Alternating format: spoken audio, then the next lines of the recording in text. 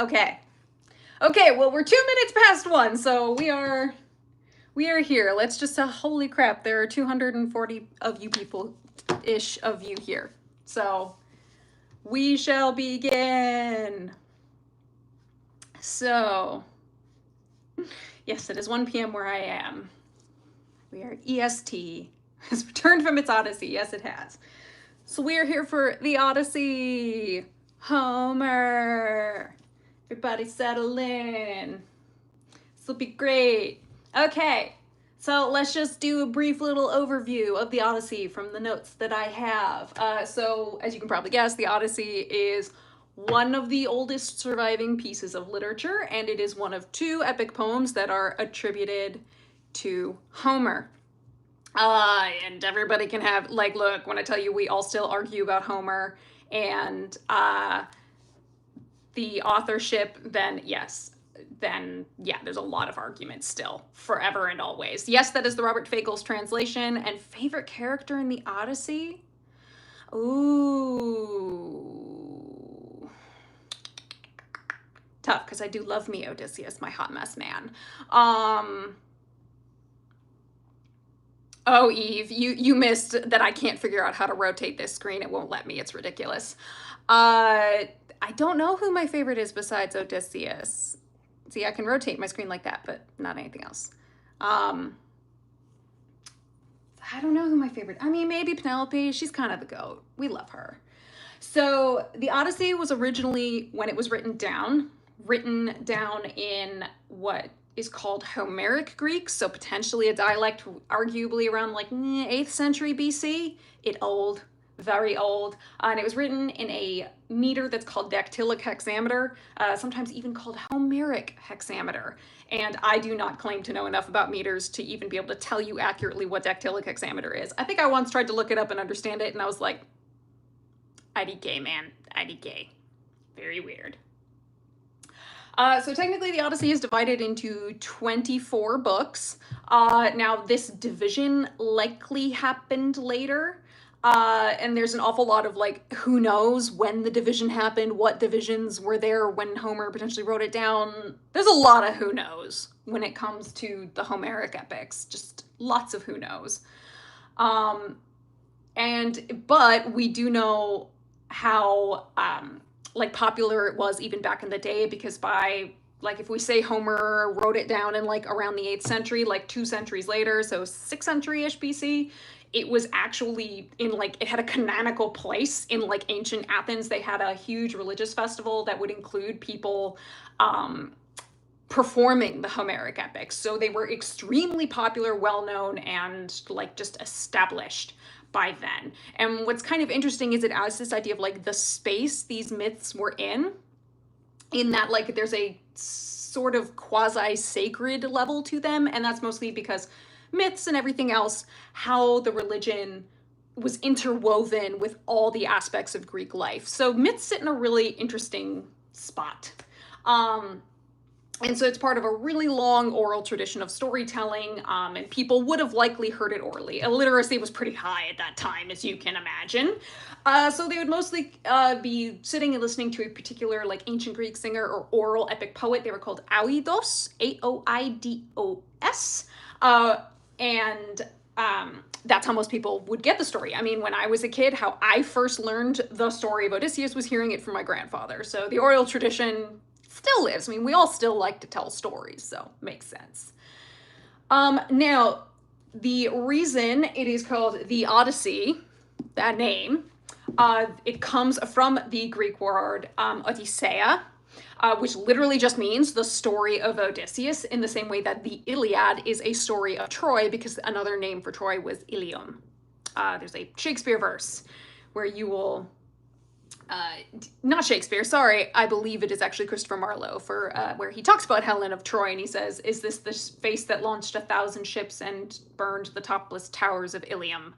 Something like that. Yeah, Troy story. Literally what the Iliad is called is Troy story. That is absolutely it. Now, between the 2 epics, it is assumed that the Odyssey was composed later than the Iliad, mostly because it doesn't duplicate any of the material that's in the Iliad. And it also takes for granted that the listener to the story knows what happened in the Troy saga, including things that happened in the Iliad. So it makes a big, we kind of assume that Iliad came first, Odyssey came later, which is like convenient since timeline wise, Iliad first, Odyssey later, right? Let's see. And so of the big themes in the Odyssey, the big ones, and at least one of them I'll talk about here with book one, is what's called Nostos, which is Nostos. We'll talk about it in a bit. Zenia, which you've heard me mention in my epic videos. Omens and prophecy, names and naming, and also tests or testing of mortals and things they have to go through. And like even to this day, there is phenomenal scholarship on the Odyssey. Like people examine it from all sorts of different angles and perspective. And what's really interesting about scholarship on not just the Odyssey, but really a lot of the Greek classics is, thank you, Ismini. I thank my yaya and also my maternal then grandfather for my pronunciations. I try. A lot of scholarship prior to, I would say, the mid 20th century, you kind of, scholarship related to the Greek classics was really closely linked with language itself and like studying the languages first, so ancient Greek and Latin and all of that. But really sometime around the mid 20th century, you saw a shift where a lot more people were just studying the classics in translation. I'd read some, it was like an interview or a paper my grandfather had written on the topic, which was pretty interesting. And I was like, oh, you know, that's interesting. I think that makes sense. How many copies of Odyssey was there when it was written? I have no idea, said Dragon. That one, I don't know. Probably not too many, I would wager. But there we go. That's a real quick overview, kind of bullet points. And let's see. Now I will ask this question before I dive in. Do you all want me to literally read the Odyssey out loud and break when I hit something, or just kind of start talking about something and reference quotes if necessary? Maybe I should do a poll. Okay.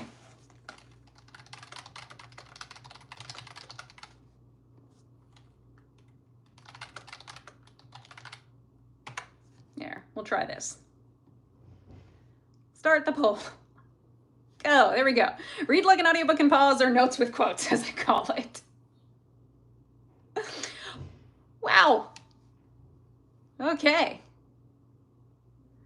Oh my. Guess it's a good thing I have drinking here. Mad in audiobooks, yes. Hopefully Fagels will not come for me here. So yes, my translation is Robert Fagels. You can have any translation you want. I doubt I'll go into any very specific stuff related to translations. Is there a book from before Odysseus took to war? A specific book, not that I can think of, but lots of myths and stories in other primary sources.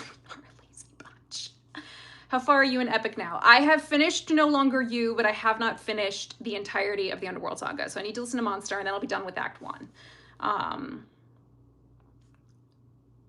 Wow, lots of votes. About over half, almost all of you have voted. Okay, we want to read like an audiobook. All right, I'm gonna end the poll, because that was a lot of votes, and I see how many people are here, so there we go. Okay then, I will read like an audiobook, and then make breaks for where I've got notes. How long do you think it takes to the book? I do not know. We will find out. I can't say we're not interactive. True. All right then. Channel my inner Homer. We will try here. All right. Book 1. Athena inspires the prince. Sing to me of the man Muse, the man of twists and turns, driven time and again off course once he had plundered the hallowed heights of Troy. Many cities of men he saw and learned their minds. Many pains he suffered, heartsick on the open sea, fighting to save his life and bring his comrades home. But he could not save them from disaster, hard as he strove. The recklessness of their own ways destroyed them all, the blind fools. They devoured the cattle of the sun, and the sun god wiped from sight the day of their return. Launch out on his story, Muse, daughter of Zeus. Start from where you will. Sing for our time, too. And now we pause. As a lot of people noted, that is an invocation to the Muses. So the Muses, I'm sure we all know, but we'll go over it anyway. If you want a really good source on the Muses, you want Hesiod, Hesiod. He's a writer, and I think it's in his massive work, the Theogony. So the Muses are daughters of Zeus and the Titan Mnemosyne, who is the goddess of memory. Her name actually literally derives from the Greek word mneme, which means memory. So she's pretty on the nose named, and there is an awful lot of on the nose naming with characters in Greek mythology. She ain't the only one. Now, it is said the Muses, so the way that they work is it will bring you almost like a forgetfulness of pain and like a cessation of obligations. It's basically that idea of like when inspiration strikes, you gotta stop everything, heed your inspiration. So the Muses were the names, the origin of the words, or the words, the origin of the names. A little bit of the chicken and the egg, kind of depends on the case. Yeah, it kind of depends. So the Muses are inspiration goddesses of literature, the arts, and even some science. They're considered the source of all the knowledge that is presented or embodied in poetry, lyric songs, epic poems like the Odyssey. So again, there's sort of a quasi-sacred text element to the Odyssey because the gods are involved. So let's run down the 9 muses real fast. You have Calliope or Calliope, who is epic poetry and elegance. She is very famously the mother of Linus or Linus and Orpheus, who we all know from Orpheus and Eurydice. There is Cleo, who is the muse of history.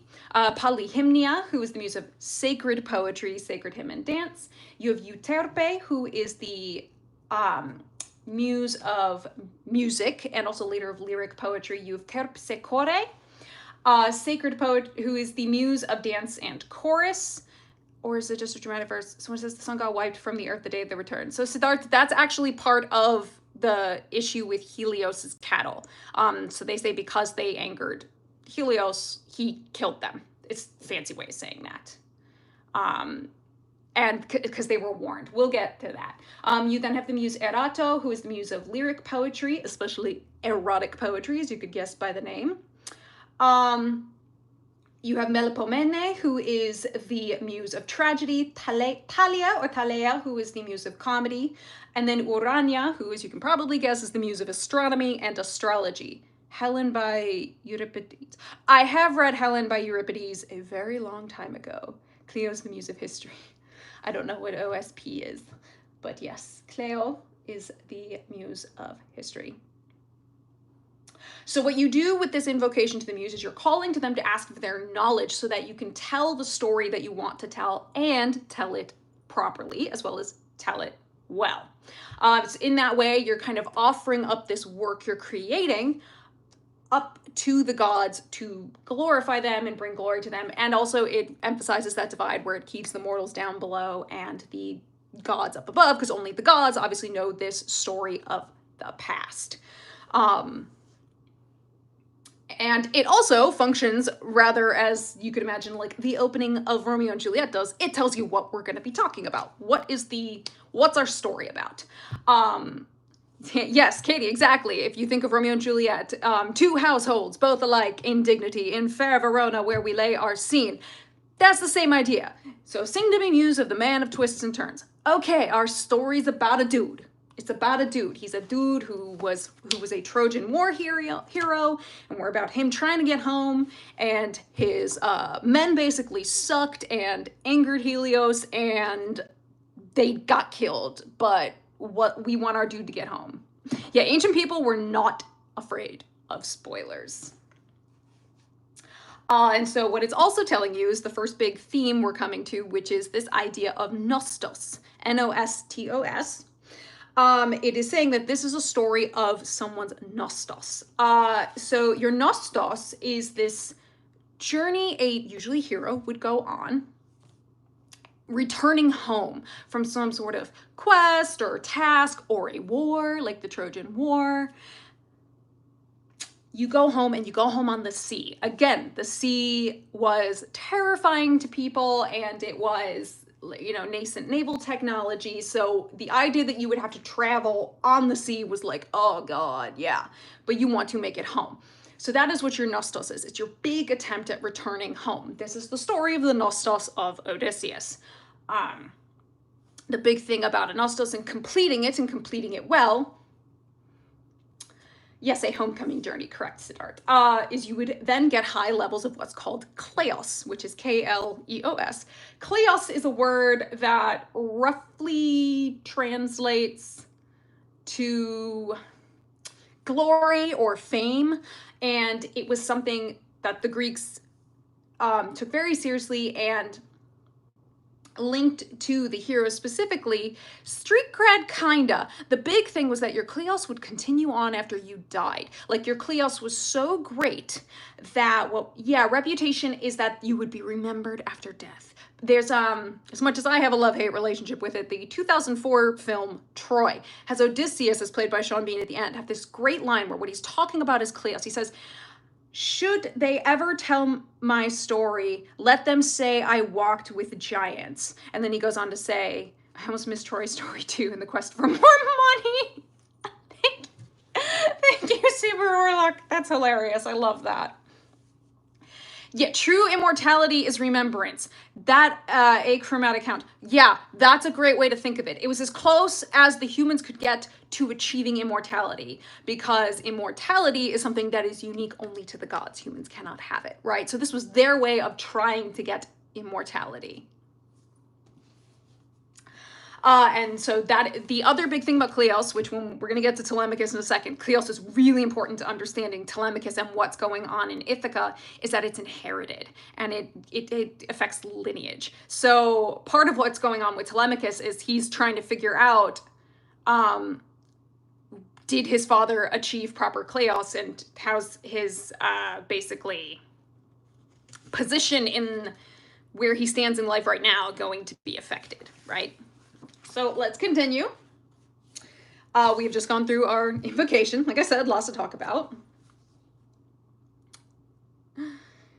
By now, all the survivors, all who had avoided headlong death, were safe at home, escaped the wars and waves.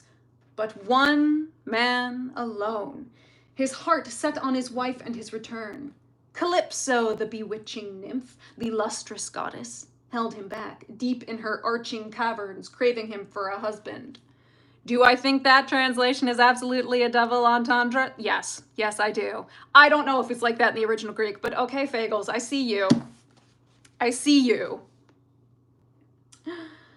But then, when the wheeling seasons brought the year around, that year spun out by the gods when he should reach his home, Ithaca, though not even there would he be free of trials even among his loved ones, then every god took pity. All except Poseidon. He raged on, seething against the great Odysseus till he reached his native land. But now Poseidon had gone to visit the Ethiopians whirled away. Ethiopians off at the farthest limits of mankind, a people split in two, one part where the sun god sets, and part where the sun god rises. Okay, so let's mention Ethiopia. I'm sure a lot of people went, what do you mean Ethiopia is showing up here? That seems weird. It can. So Ethiopia, we're not actually talking about the geographical place Ethiopia as we know it now. So the word Ethiopia that they use here actually comes from the Greek word, what is it? I believe it is Aithiops, which literally just means like of burnt face. It was essentially how the Greeks were able to say these people are a different complexion than us. These guys are darker than we are. Hence they say of burnt face. They're like, oh, you've been out in the sun so long, your skin is darker than ours. And we do know that they are at least talking about the African continent. We don't really, except for Egypt. Like, they knew what Egypt was. This sort of, in a way, refers to kind of anywhere else on the African continent. And we do know there was trade with a lot of aspects of there. There is archaeological evidence for it. And the word Aethiops, that of burnt face, has shown up in historical records. So that's what we assume they're talking about. Because again, Greeks didn't really have a lot of, ancient Greeks at this time didn't really have words for like color in terms of the way we think of it in terms of calling something blue, purple, brown, green, all these things. They usually refer to it in terms of light and dark. So the way they're trying to say it is basically like, these people who are darker than we are. And they call that land where they live Ethiopia. It takes a sort of quasi-mystical reverence to them. Like, they find where they live because the climate is so very different from Greece. And even just like the topography and terrain is so different. They're all just like, whoa, you guys must be magical. So it often features as a place that's kind of like quasi-mystical, but it is said they give great sacrifices to the gods. So Poseidon heading off to Ethiopia, as it is in the Odyssey, he's going for a good party. He's just like, yeah, they're gonna give me some good bulls here. This where the good food is. Like, absolutely. So that's why Ethiopia gets referenced. I can imagine that throws a lot of people. They're like, why? Is that why Homer says wine dark sea, even though wine is not sea colored? Yes, that was usually how they were trying to say something is like dark, bluish, purplish, greenish. Like, yeah, foreign exoticism is old. Yes, it is. They just, yeah.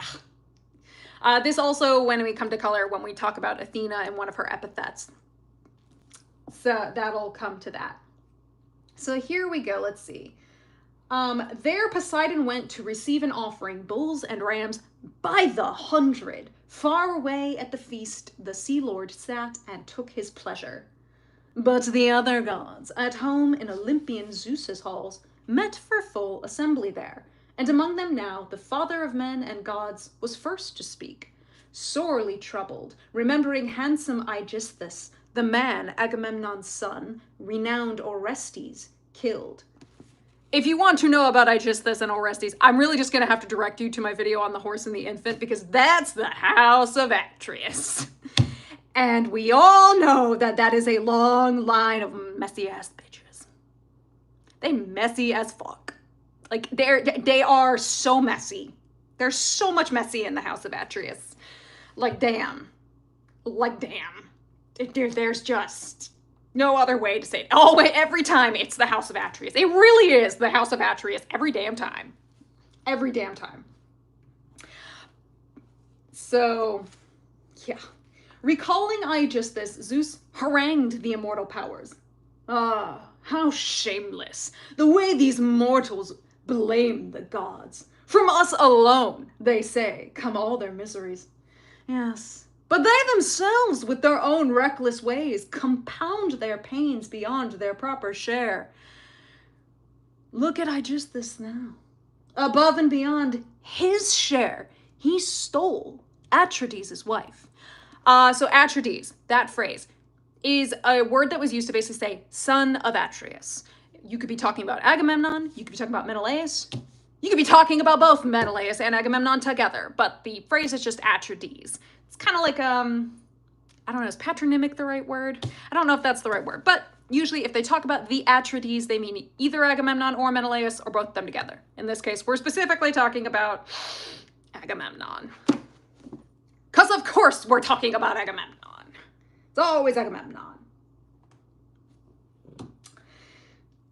He murdered the warlord coming home from Troy, though he knew it meant his own total ruin.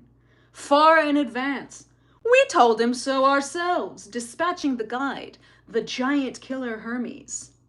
Giant killer Hermes. This is one of his many epithets. Yeah, it's always Agamemnon. I see you.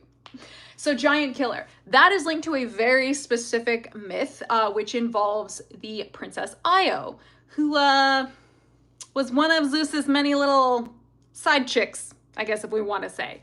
And Hera was about to catch them in flagrante, and he turned her into a cow. He was like, no, it's not a person, it's just a cow. Look, this beautiful white cow with big old toe-like eyes. Babe, I got it just for you. What are you talking about? I wasn't doing anything weird. I just wanted to get you a present and to hide it.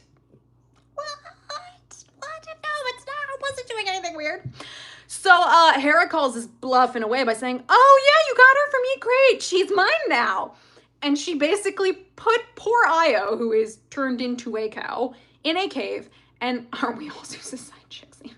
And has her guarded by a giant named Argus. Now, Argus is unique in that his entire body is covered in like eyes. So he's the I think it said he has like 100 eyes, and 50 of them are open at any given time while the other 50 sleep, which I'm like, that just sounds like a recipe for a migraine, but okay. So Zeus is like, what do I do? What do I do? What do I do? What do I do? What do I do? Yeah. Oh man, what do I do? So he decides to get Hermes, because Hermes, as we know, is the trickster, the sneaky boy. He's, I mean, travelers, tricksters, thieves. He's our dude. And messengers, and yeah, seems disorienting. I wonder if he has eyes in his mouth. I don't even want to think that far. Again, just sounds uncomfortable. So what he does, he sends Hermes down. He says, you know, I bet you could find a way to trick Argus. So Hermes is like, challenge accepted. And he goes down. And he basically pulls a kind of, at first, he basically pulls what like Harry Potter has to do in the first book and make Fluffy fall asleep. Like he just starts playing a tune. He's disguised. Like he's in disguise, starts playing a tune, and half of Argus's eyes fall into sleep. So great, we got half of it. Half of it's great. Then he's like, crap, how do I get Argus to get the other half to fall asleep? So then he starts telling him a story. A story so boring, the other eyes start closing. And then when all 100 eyes are closed, Hermes makes sure they stay closed forever, and he kills him. Awkward. But then he gets Io, and they try to sneak her out. Hera finds out. She sends a massive like gadfly after Io, and there's a point where Io jumps a particular strait, which becomes known as the Bosporus. But because he killed Argus, that is where Hermes gets his epithet of giant killer. So that's where that comes from. That's where you get that. He brought out taxes. Maybe! I mean, man, that would make me fall asleep. Well, actually, no. But, you know, you get the idea. Hermes very experienced in stealing, correct. How boring was the story? Damn, I don't even know. It must have been boring. Maybe the way he told it. So here we go. The giant killer Hermes. Don't murder the man, he said. Don't court his wife. Beware, revenge will come from Orestes, Agamemnon's son.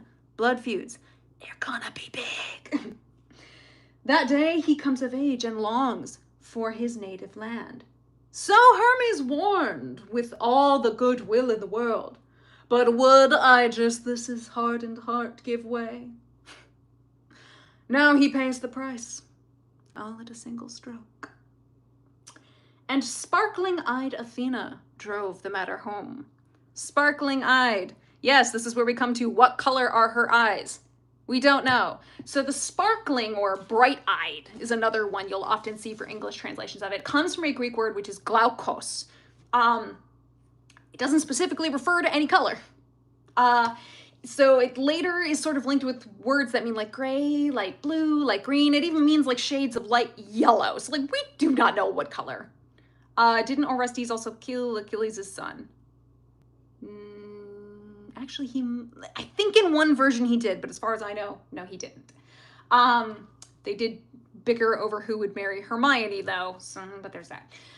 But I believe also glaukos has the same root as the word like little owl, which is great because you get Athena's ties to the owl. It kind of becomes a symbol of our bird. I think even at one point it was the national mascot of the Athenians, and it's a symbol of wisdom, so it all ties together. So like her eyes twinkle. We'll just say that. They're bright. They are a light color is really what we're getting at.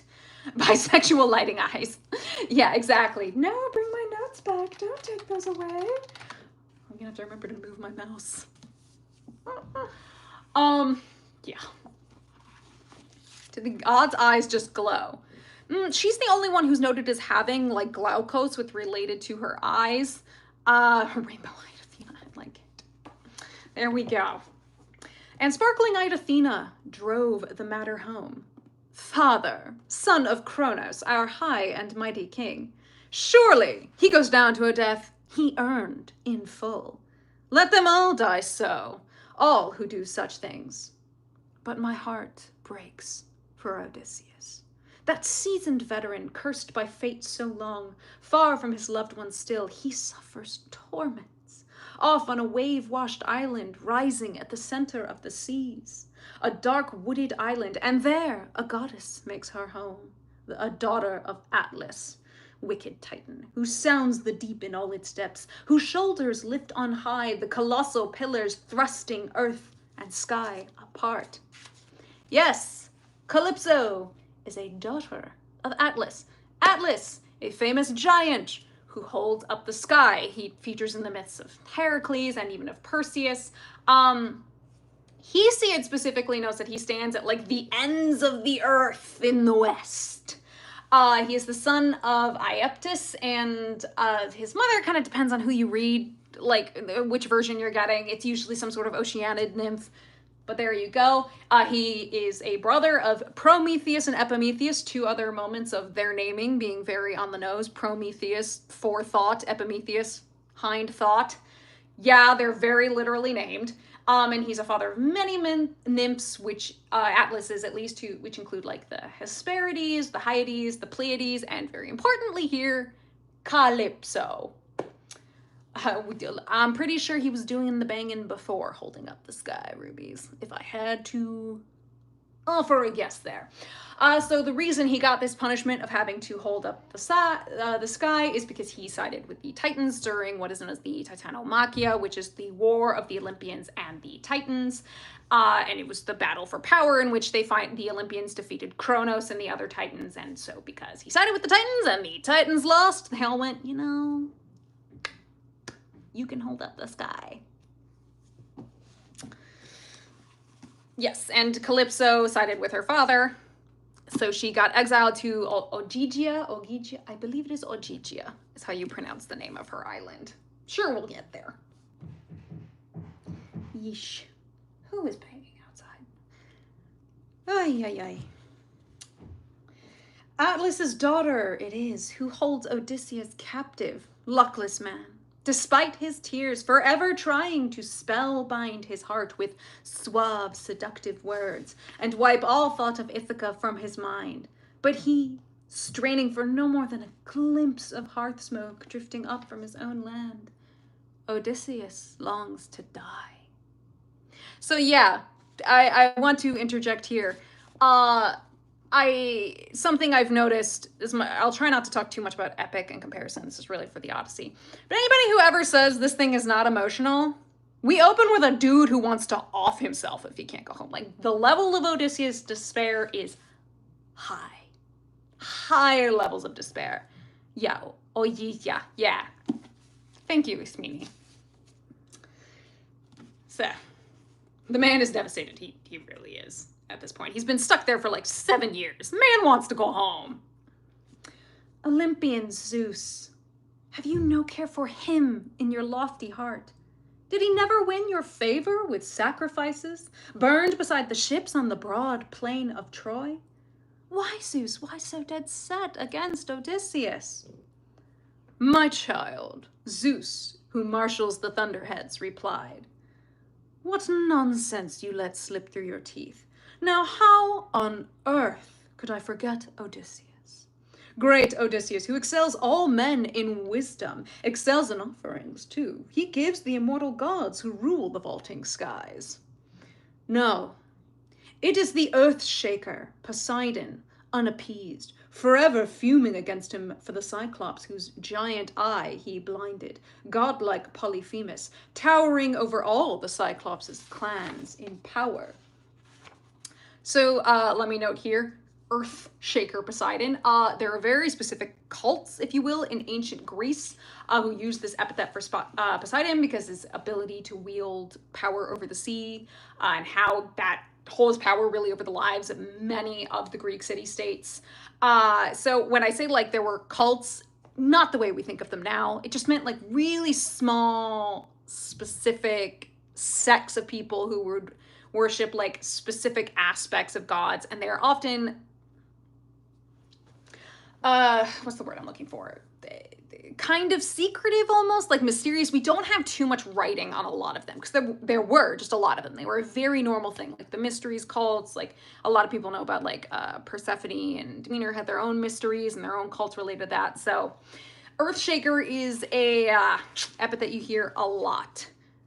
I was told he's supposed to be younger, smaller. Siddharth, that is a weird thing I've seen go around the epic fan community. No, Polyphemus is not a child. He is not smaller. He is absolutely a full-grown man. And he was said to be bigger and kind of more powerful than a lot of the other Cyclops, mainly because Poseidon be his daddy. In fact, there is a satyr play from Satyr, which is where we get the idea of satire play. Maybe it's Euripides. I can't remember who writes it. That's called Polyphemus, where Polyphemus is a pederast, which is, you know, I'll let you look up what that word is. I don't think we need to say that here. Because, let's not get me in trouble for talking about that. I don't know where the idea of Polyphemus being younger started. I think maybe it just has to do with, like, him saying, oh no, and them trying to, like, justify why he behaves the way he does, when I'm like, he's not a kid, he's an adult. Odysseus weeps like every other sentence. Yeah, it's true. They are very emotional. Greeks, big feelings in the ancient Greek myths. Lots of big feelings. Anywho, let's talk a little bit more about Zeus talking about Polyphemus. Here he goes, the nymph Tusa bore him, daughter of Phorcys, lord of the barren salt sea.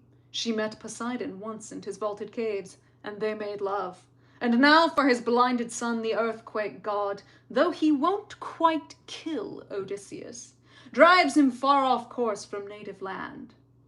This is the reason why he won't quite kill infantilization. I think it's just infantilization, like woobifying effect, if anybody knows that phrase. So the reason Poseidon will not quite kill him is, what translation is this? This is the Fagles translation, Brian. So the reason Poseidon will not quite kill Polyphemus is Polyphemus kind of specifically lays out what he wants in his request to his dad. When he says, Dad, this guy hurt me and he gave me his name and forwarding address, zip code, social security number. Yeah, he made a pretty specific request, and that's part of why Poseidon will not kill him. Yet, or try to. I mean, he tries to a degree, but he's kind of playing with his food a bit, I guess. Though he won't quite kill Odysseus, drives him far off course from native land. But come, all of us here, put heads together now, work out his journey home so Odysseus can return. Lord Poseidon, I trust, will let his anger go. How can he stand his ground against the will of all the gods at once? One god alone. Athena, her eyes flashing bright, exulted. Father, son of Cronos, our high and mighty king, if now it really pleases the blissful gods that wise Odysseus shall return home at last, let us dispatch the guide and giant killer Hermes down to Olympia Island, down to announce at once to the nymph with lovely braids our fixed decree. Odysseus journeys home, the exile must return. Gotta complete the Nostos, guys. While I myself go down to Ithaca, rouse his son to be a braver pitch, inspire his heart with courage, to summon the flowing-haired Achaeans to full assembly. Achaeans or Achaeans is another word for Greeks. You'll hear a lot of words used for the Greeks. Achaeans, Argives, Danaans, which is a very famous phrase in the Aeneid. In Latin, the phrase is Temeo Danaos et dona farentes, which means I fear the Danaans, I fear the Greeks even bearing gifts. It's a guy named Laocoon talking about the Trojan horse, because of course he is. Yes, Telemachus, telemarketing, here. In fact, actually, the first 4-ish books, I think, of the Odyssey are often called the Telemachy, like the story of Telemachus, or Telemachia. So here we go. Rouse the son to courage, flowing here to Achaeans' full assembly. Speak his mind to all those suitors, slaughtering on and on his droves of sheep and shambling longhorn cattle. Next, I will send him off to Sparta and sandy Pylos to learn of his dear father's journey home. Perhaps he will hear some news and make his name throughout the mortal world. Gotta go get that Greek hero street cred, but also very importantly, need to know what happened to Odysseus. Need to know if he's alive or dead. If he died, how did he die? Very important to the Kleos. We'll get there. Like, trust me, Kleos is very important to stuff that happens in book 1 and conversations that are had. So Athena vowed, and under her feet she fastened these supple sandals, ever-glowing gold, that wing her over the waves and boundless earth with the rush of gusting winds. She seized the rugged spear tipped with a bronze point, weighted, heavy, the massive shaft she wields to break the lines of heroes the mighty father's daughters storms against. And down she swept from Olympus's craggy peaks and lit on Ithaca, standing tall at Odysseus's gates, the threshold of his court. Gripping her bronze spear, she looked for all the world like a stranger now, like Mentes, lord of the Taphians. Okay, let's take a brief moment. Like I said, she has one conversation with Zeus and he's like, you know what, you're right. We got to deal with Ithaca. Ithaca's becoming a problem. And her saying that she's putting on sandals. Massive shaft. Yeah, no, you heard that right, Al. I know. The double entendres are everywhere, I guess. So putting on these sandals. Oh, it is noted that a lot of the time you will hear, this is going to sound strange. I can't believe I'm talking about this. In ancient Greece, it was very common for people to go around barefoot a lot. So you will hear people talking about how like they can recognize people by their feet. Mace is something that pops up in a lot of ancient writings, especially ancient Greek writings, and it may sound really strange to us because we're like, why are y'all looking at everybody's feet? That sounds so weird. But they run around barefoot. So like you were seeing people's feet everywhere. Like it's just a weird thing they talk about that. And also, y'all, they wear very little clothes for a lot of things. Yeah, the Petitors are references to Cece. I bet. The Greeks were onto that. They knew. Was Mentes an existing person in the myth Athena was impersonating or someone Athena made up? I'm actually just about to get to that, Cloverflower, so thank you for asking. Mentes, lord of the Taphians, son of Anchialus. There are several characters named Anchialus in Greek mythology. There's one that actually appears in the Iliad. Not the same one. You're going to see a lot of the same names that show up all the time. So, Mentes often later will become a symbol of a guardian and a mentor. However, he is not to be confused with an actual character who is named Mentor, who shows up in the Odyssey, who actually cared for Telemachus when Telemachus was a child and Odysseus went away to war. He's, like, again, Mentes, he's just a character who they would know when he says, I'm Lord of the Taphians, they would know who he is. There's also another Mentes who features in the Iliad. Again, lots of similar names, sometimes hard to keep track, which is why they'll frequently say Mentes, Lord of the Taphians, as opposed to Mentes, King of the Sicanes, who, yes, are on Ismarus and all of this. So that's why they will often say, like, this is where I'm from, because then you're saying, oh, my name is Mentes. I thought Athena was both Mentes and Mentor. Funny story, Waterlover. We will get to that, just not yet. Not here in book 1, but we will get to that. I think it's in book 2. So yeah, lots of similar sounding names, a lot of names that are the same. That's why they'll say, I am Mentes, Lord of the Taphians. And this is somebody who did exist, but Telemachus likely has no idea who this person looks like, but has heard of this person. How much are we reading? As much as we can get through. So we shall see. Yeah, Athena can even everything and anything she wants. What was Odysseus' last name? He was just known as Odysseus of Ithaca, king of Ithaca. Odysseus, son of Laertes. The surname's not really huge. It was usually, I'm the son of. So, let's see. Where were we at? Scientologist, gripping his Lord of the Taphians. There, she found the swaggering suitors, just then amusing themselves with rolling dice before the doors, lounging on hides of oxen they had killed themselves, while heralds and brisk attendants bustled round them, some at the mixing bowls, mulling wine and water. Remember, wine, very, very potent. Mix it with water. Oh my God. Others wiping the tables down with sopping sponges, setting them out in place. Still other servants jointed and carved the great sides of meat. Is the word polite and polities connected in some way? I don't actually know, Brian. That'd be a good thing to find out. If anybody knows the answer, please let him know. First, by far to see her, was Prince Telemachus, sitting among the suitors, heart obsessed with grief. He could almost see his magnificent father here, in the mind's eye. If only he might drop from the clouds and drive these suitors all in a rout throughout the halls and regain his pride of place and rule his own domains. Daydreaming so as he sat among the suitors, he glimpsed Athena now, and straight to the porch he went, mortified that a guest might still be standing at the doors. Zenia, guys. Zenia. Who are the suitors, by the way? People too incompetent to go to war. Most of them were a little too young to go to war. May be from different city-states and the like. Some of them could be, if they're newer suitors, could have come home from the war. Just people who were usually not a part of the Trojan War, or who at least made it home. But yes, this is Zenia. Probably, yes, Katie, why we use so many epithets. Maybe a lack of surnames might be one of the reasons for a lot of epithets. Oh, excuse me. Yeah, sorry, Peg is right behind me. Now she wants to get off the chair. So this is all about Zenia. And this is Telemachus about to show proper Zenia to Athena, contrasted now with the way the suitors are behaving. They are, please give Peg appreciation, all the appreciation. She's now actually giving me part of the chair back. Yeah, she was sitting behind me this whole time.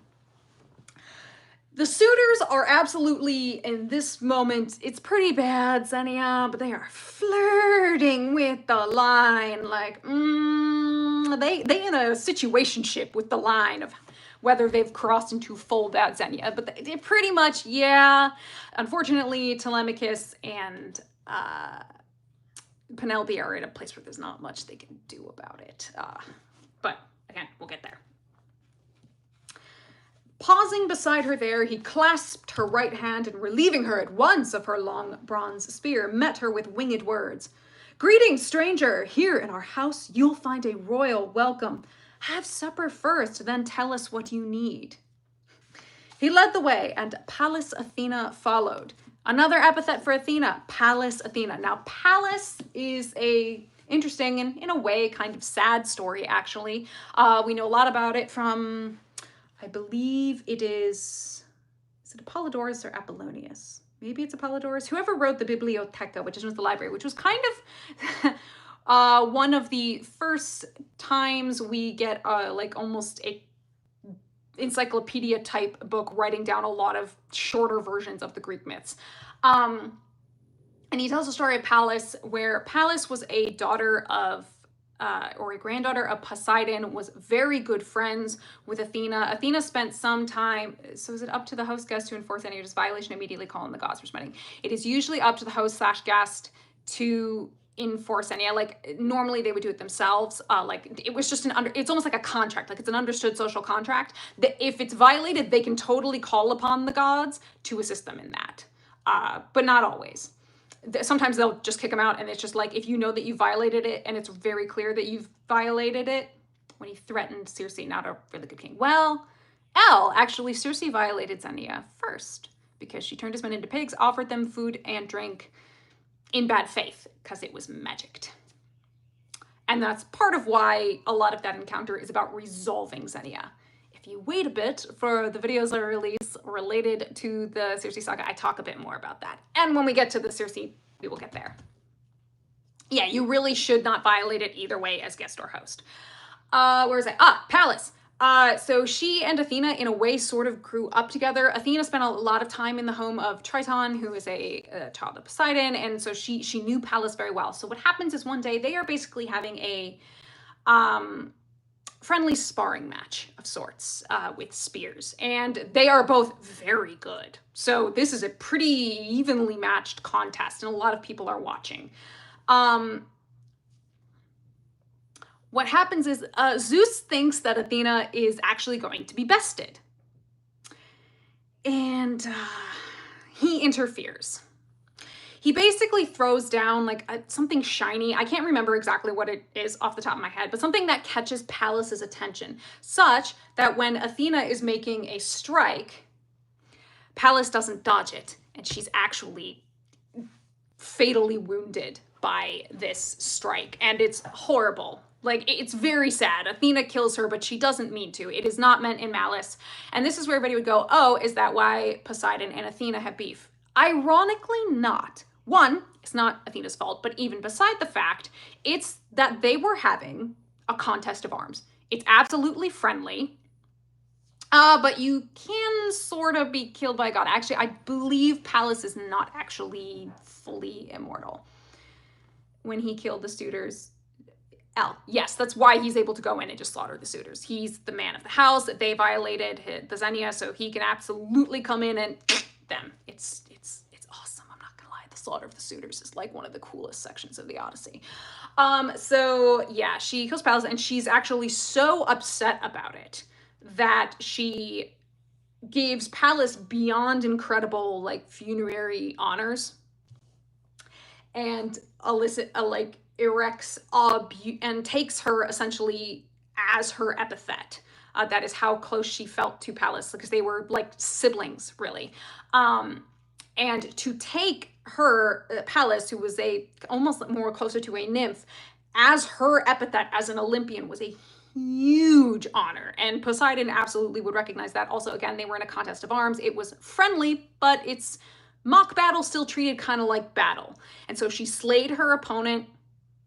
It was, and so it's sad, but that's how it went. And Poseidon and the others would absolutely recognize the honor of her taking Pallas as her epithet, and even including like a lot of the imagery of Athena. She would say, if you make the imagery of Pallas, that's absolutely fine, and this basically the same thing. It's pretty incredible, actually. So again, a sad story, but incredible. That is where the epithet Pallas Athena comes from, and is also where you then get in Troy little Ajax and a statue they steal out of the temple of Athena is called the Palladium, because that is her epithet as she was worshipped there. So they were roommates. What's an epithet? It's like a name you put before someone. So like sparkling-eyed Athena or giant killer Hermes. What does it mean to take her as the epithet? It's great respect.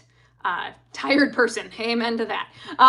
It's showing incredible respect unto an opponent you've defeated to say, I'm taking you as my epithet. It is not meant in that way to glorify oneself. In that way, actually is glorifying the opponent that you slayed in this case.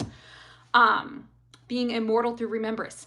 Blue jay, yes, that is partially related to the idea of kleos, which is especially important for people who are mortal because they are not immortal. Yes, thank you. A title. Yes, Gabby. An epithet is similar to a title or a descriptor. Penelope and Odysseus, yes, they were roommates. An adjective and an epithet. Quintala, an epithet is a little more official. Again, closer to like having a title than to having just a adjective descriptor. So let's see. Here we go. Greetings, stranger.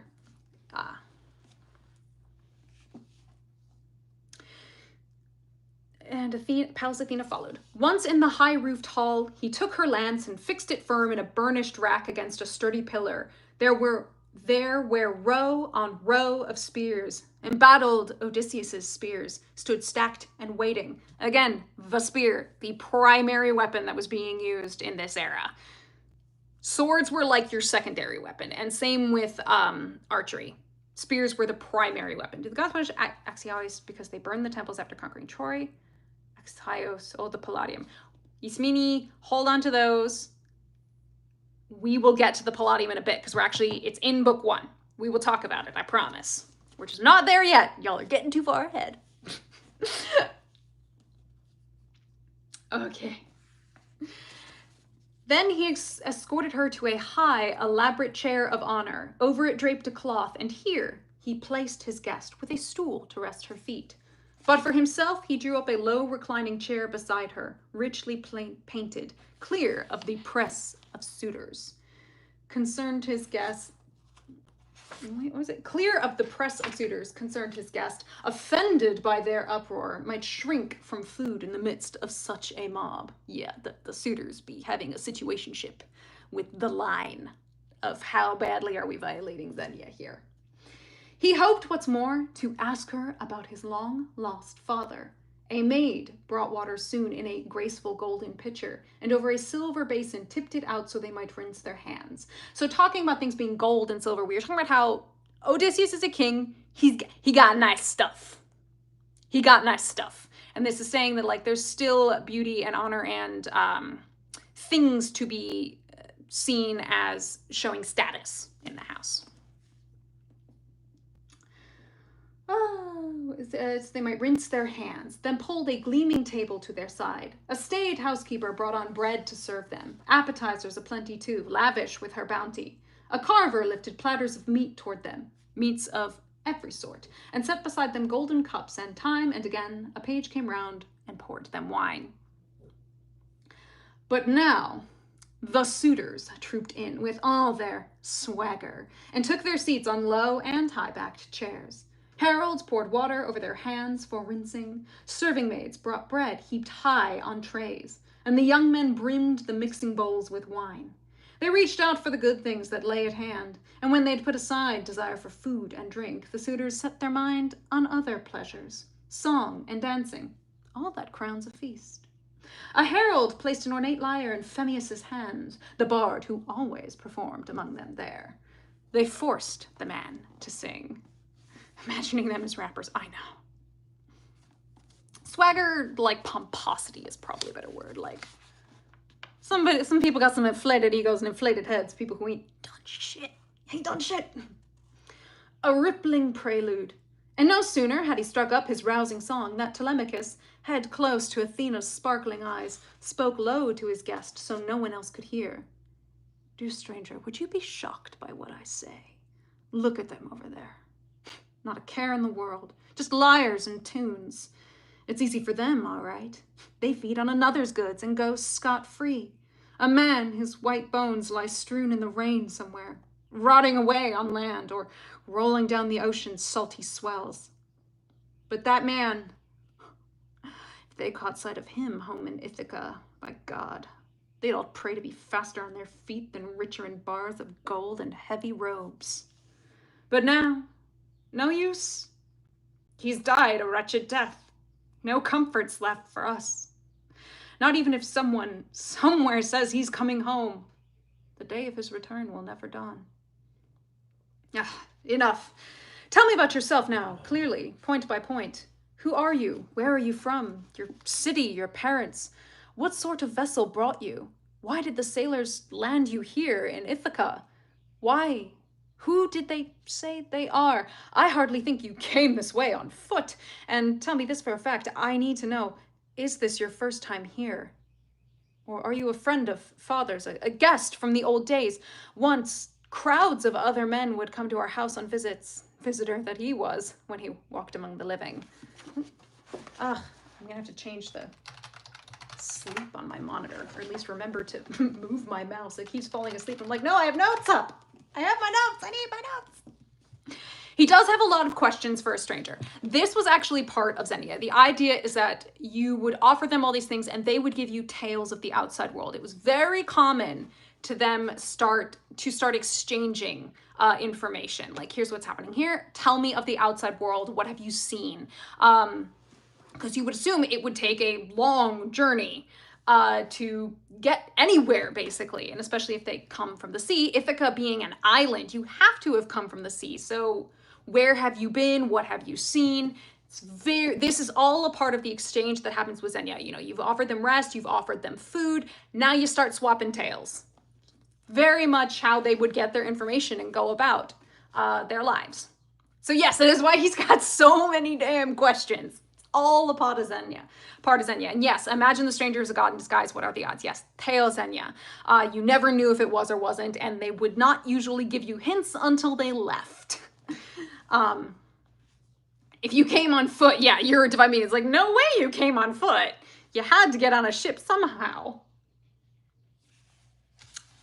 Her eyes glinting, goddess Athena. Now let's remember, we are calling her goddess Athena. She is in full disguise as a full-grown man to Telemachus. So he's just like, dude, who are you?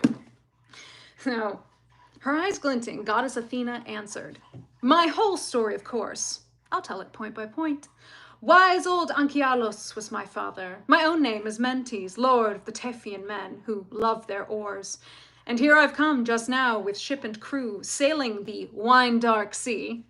Everybody knows wine dark sea. To foreign ports of call, To Temese out for bronze, our cargo gleaming iron. Our ships lie moored off farmlands far from town, riding in Rithron Cove beneath Mount Nion's woods. As for the ties between your father and myself, we've been friends forever, I'm proud to say, and he would bear me out. If you went and questioned old Lord Laertes, Laertes, by the way, is Odysseus' father. He's having a, why wine dark sea? They didn't have a word for blue, or for colors the way we know them. Dawn with her rose, oh yeah, Dawn with the rosy fingertips, that's another one. So they would use wine dark sea to try and describe that it is a color that reminds them of drink. Does who love their oars simply imply sailing people? Yes, it does, Clover. You are correct. It implies they are, they big about the ocean. So that is why it's like, yeah, that's how I got here. The guests to leave at some point. Sir Boredom, you are correct. Yes, it does. And that is why the suitors are in a situationship with the line. Different ways to describe stuff. Yes. Kind of like... so Laertes is Odysseus' father. He's having a rough time. As we know, his wife has passed, which is Anticlea or Anticlea. And he is, at this point, we will learn he's living essentially in squalor. He's retreated, become almost like a hermit. It's really sad what's going on with Odysseus' father. He will hear more about it in the underworld. He, I gather, no longer ventures into town, but lives a life of hardship all to himself, off on his farmstead with an aged serving woman who tends him well, who gives him food and drink when weariness has taken hold of his withered limbs from hauling himself along his vineyard's steep slopes. And now I've come, and why? I heard that he was back. Your father, that is. But no, the gods thwart his passage. Yet I tell you, great Odysseus is not dead. He's still alive, somewhere in this wide world, held captive, out at sea on a wave-washed island, and hard men, savages, somehow hold him back against his will. Ancient server woman, huh? Ismini, we're talking about an ancient... yes, that is Euryclea or Euryclea. We will get to her. Yes, she recognizes our buddy Odysseus when he rolls back up to Ithaca. It's, again, Slaughter of the Suitors. That is the end of the Odyssey, which is such a cool part. And I guess, I'm sure you can hear Peg probably making noises in the back. She's, rolling around, being silly. Anywho, wait. I'll make you a prophecy, one the immortal gods have planted in my mind. It will come true, I think. Though I am hardly a seer or know the flights of birds. He won't be gone long from the native land he loves, not even if iron shackles bind your father down. He's plotting a way to journey home at last. He's never at a loss. But come, please, tell me about yourself now, point by point. You're truly Odysseus' son. You've sprung up so. Uncanny resemblance. The head and the fine eyes. I see him now.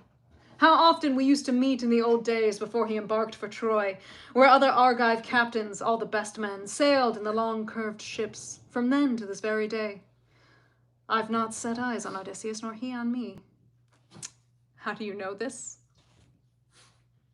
Yeah, how do you know this? My, how you've grown. His ancient, like, cutie, pinching of the cheeks.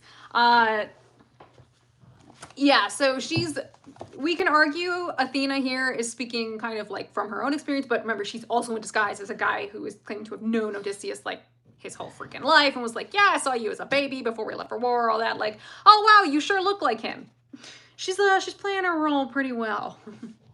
Of all older people, yes, the universal sentiment. You're a knee-high to a grasshopper. Oh, yeah.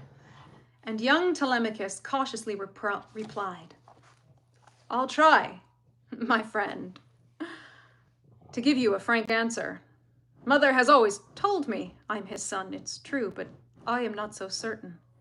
Who on his own has ever really known who gave him life? Considering how many gods are secretly baby daddies, you know what, Telemachus? I kinda don't blame you with that one. Would to a god I'd been the son of a happy man whom old age overtook in the midst of his possessions. Now think of the most unlucky mortal ever born. Since you ask me, yes, They say I am his son. Still, the clear-eyed goddess reassured him. Trust me, the gods have not marked out your house for such an unsung future. Not if Penelope has borne a son like you. But tell me about all this. And spare me nothing. What's this banqueting, this crowd carousing here? And what part do you play yourself? Some wedding feast, some festival? Hardly a potluck supper, I would say. How obscenely they lounge and swagger here. Look, gorging in your house. Why, any man of sense who chanced among them would be outraged seeing such behavior. Excuse you, Peg. Yeah, this. What is going on here? Ruddy Telemachus took her up at once. Well, my friend, seeing you want to probe and press the question once, this house was rich, no doubt, beyond reproach when the man you mentioned still lived here, at home. Now the gods have reversed our fortunes with a vengeance, wiped that man from the earth like no one else before. I would never have grieved so much about his death if he'd gone down with comrades off in Troy, or died in the arms of loved ones once he had wound down the long coil of war. Then all united Achaea would have raised his tomb, and he'd have won his son great fame for years to come. This is Kleos. This is why they have to suffer the suitors and the real problem they're having. So what Telemachus is saying here is that if Odysseus had, say, died at Troy and not had never had the nostos he began for coming home, this would create Kleos. It would be Kleos not only for Odysseus, but for Telemachus, because you can exalt the name of Odysseus. You are Odysseus' son. That Kleos comes to you as his son. So again, the idea of Kleos, it's achieved by Greek heroes, the accomplishing of great deeds, and very importantly, like I'm saying, it's hereditary. So hence you can also get like blood feuds. Things ricochet down the bloodline. So this is why Telemachus is eventually going to be setting out to meet with other Greek kings and find out what happened to his father. And this is also why he and Penelope can't just kick the suitors out or just put Telemachus on the throne, because they're kind of in an awkward limbo here. They don't know what happened to Odysseus. So it's like, where are we getting, like, Kleos is in flux. Like, there's no definitive answer on what has happened. So, and also it's important to remember that in this case, Telemachus cannot just inherit the crown. It's not necessarily Kleos' kind of legacy. Yeah, it's tough to try and really explain what Kleos is in a succinct way. It's not that Odysseus wasn't famous enough, it's that we don't know what has happened to him. Nobody knows if Odysseus is alive or dead. Now, if there had been tales saying he died on the battlefield in great glory, then like you then give him the funerary honors, you exalt him, you get all of this, but it's like, what happened? Goddesses made some heroes too. Oh, goddesses were involved in that. Aphrodite famously has her son Aeneas, who has his own thing. So the idea that Telemachus can't just inherit the crown, inheriting through bloodline, the way we think of it in, say, like a later medieval sense, or the like, not necessarily how the kingship works. And sometimes there could be multiple kings of a place. So the position of king, the way we get it, it's won by acclaim and superior achievement and sometimes even wealth. And that's why Odysseus' Kleos has this hereditary, and the hereditary nature of it is vital to Telemachus being able to like very proudly take the throne, throw out the suitors, and know he's at the paramount position to do so.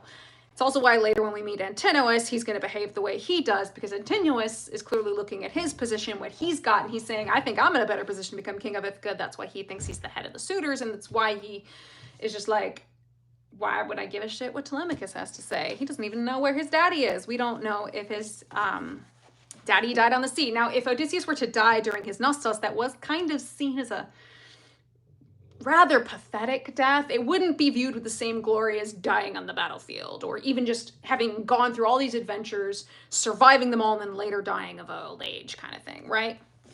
So again, Telemachus is a little between Scylla and Charybdis. He is between a rock and a hard place. He and Penelope are kind of stuck. So this is why we're gonna have to make Telemachus go set out on adventures. He needs to start getting some stories and figure out what the heck is going on, right? It's been 20 years, dude, you're late. For Telemachus to be the king, Odysseus must make him one then. Yeah, kinda. Is there any shame for Telemachus being so old?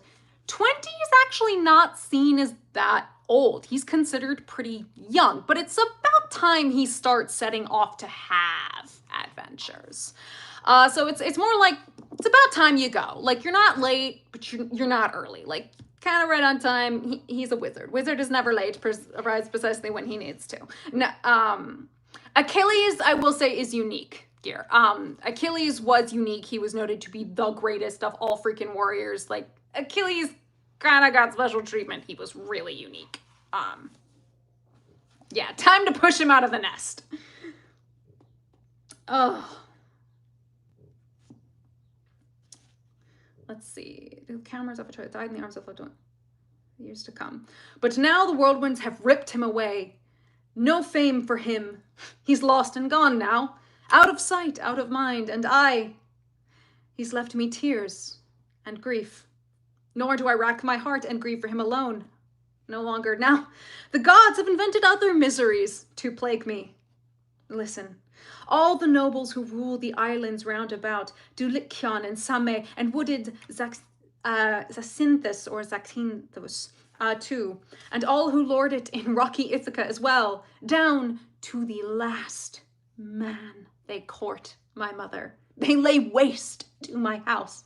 And mother, she neither rejects a marriage she despises, nor can she bear to bring the courting to an end, while they continue to bleed my household white. Soon, you wait, they'll grind me down as well. Shameful. Brimming with indignation, Pallas Athena broke out. How much you need Odysseus gone so long. How he'd lay hands upon all these brazen suitors. If only he would appear now at his house's outer gates and take his stand, armed with his helmet, shield, and a pair of spears, as strong as the man I glimpsed that first time in our own house, drinking wine and reveling there. Just come in from Ephyra, visiting Elis, Mamerus' son.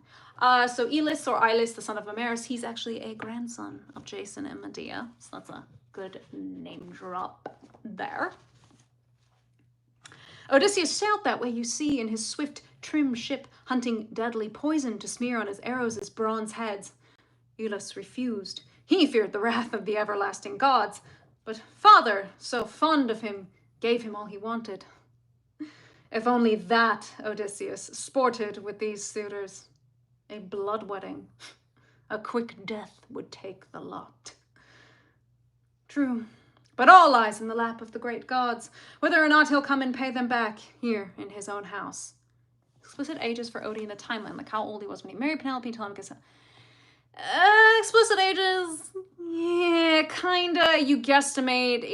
He's not the youngest of the kings who went off to Troy, nor is he the oldest. He was probably closer to getting around 30 when he left for Troy. Yeah, Bleed My House White. I gotta give Fagles props for the Bleed My House White. I'm sure he was taking some inspiration from World War I, which was the idea of the Battle of Verdun. We will bleed France white. But why can't Penelope reject the suitors? So the issue she has, if she just flat out rejects them, she puts Telemachus in an awkward situation because it's like, well, is Odysseus still alive? We don't know. She doesn't want to just reject them outright because what if it turns out Odysseus is dead? At which point she would likely need to go and remarry. So you don't want to reject them outright because you burn a bridge you might need to try to cross later. And again, she's thinking of Telemachus and what an awkward position he's in. She's kind of, again, stuck in a difficult situation. But that's why she doesn't outright reject them, is she wants Odysseus to come back. Yes, they can take rejection badly. But it's also, she's like, shit, if it turns out my husband is dead, I kind of need to go get a new husband. I mean, so, again, everybody's in a bad situation on Ithaca right now, which is part of why Athena's like, we gotta get Odysseus home. How did chaste and Medea have grandkids, didn't she kill their kids in vengeance? I think they say like one or so escaped. She killed those kids. They probably had others. Marissa, yeah, again, this is what you get when all of the Greeks have like different freaking versions of the same stories. Like sometimes kids live, sometimes they don't. Throw your hands up like and just go, your family trees are a mess. Beats me half the time. But you, I urge you, think how to drive these suitors. Is it compulsory for women to marry? Compulsory, not many options. So yeah, kind of. So women, sadly, I mean, really are not considered citizens. I mean, especially when you get to the classical age. We're a little before the classical age here. In a lot of the city-states, they wouldn't be considered people. Like, they can't go vote in Athens or the like. So yeah, it's kind of compulsory in a way just because you're stuck. But you, I urge you, think how to drive these suitors from your halls. Come now, listen closely. Take my words to heart. At daybreak, summon the island's lords to take full assembly. Give your orders to all, and call the gods to witness. Tell the suitors to scatter, each to his own place. As for your mother, if the spirit moves her to marry, let her go back to her father's house, a man of power. Her kin will arrange the wedding, provide the gifts, the array that goes with a daughter dearly loved. For you, I have some good advice, if only you will accept it. Fit out a ship with 20 oars, the best in sight. Sail in quest of news of your long-lost father. Someone may tell you something, or you may catch a rumor straight from Zeus, rumor that carries news to men like nothing else. First, go down to Pylos, question old King Nestor, who, yeah, no, literally Nestor is old as fuck. Like, oh my God, that man was so old. The fact that he's alive is astonishing. Then cross over to Sparta, to red-haired Menelaus, or Menelaus, of all the bronze-armed Achaeans, the last man back. Now, if you hear your father's alive and heading home, hard-pressed as you are, brave out 1 more year. If you hear he's dead, no longer among the living, then back you come to the native land you love, raise his grave mound, build his honors high with the full funeral rites that he deserves, and give your mother to another husband. Then, once you've sealed those matters, seen them through, think hard. Reach down deep in your heart and soul for a way to kill these suitors in your house, by stealth or in open combat. You must not cling to your boyhood any longer. It's time you were a man. Haven't you heard what glory Prince Orestes won throughout the world when he killed that cunning, murderous Aegisthus, who killed his famous father?